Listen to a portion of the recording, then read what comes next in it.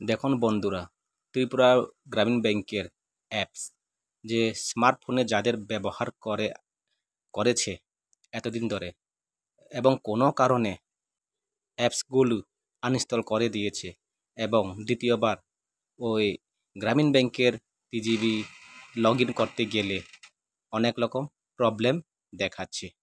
সেই প্রবলেমগুলি আমি এই ভিডিওতে কীভাবে সলভ করব আমি পুরোপুরি দেখিয়ে দিচ্ছি। দেখুন টিজিবি অ্যাপসটা ওপেন করলে আই এগ্রি, তারপরে ইউজার আইডি পাসওয়ার্ড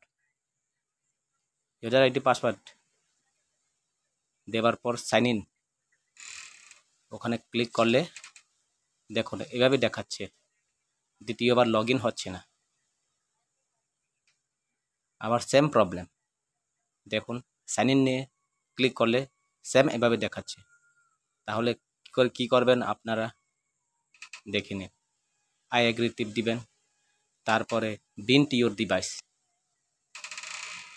তারপরে ইউজার আইডি দিয়ে দেবেন, দেওয়ার পর কন্টিনিউ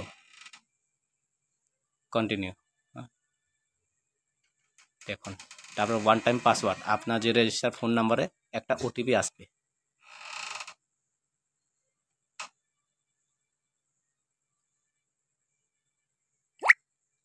ওটিপি আসার পর ওটিপিটা ফিল করে দেবেন।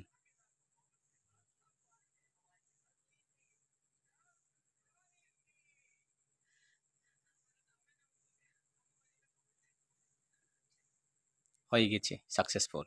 আবার আই এগ্রি, ওখানে ইউজার আইডি পাসওয়ার্ড, এবার সাইন ইন।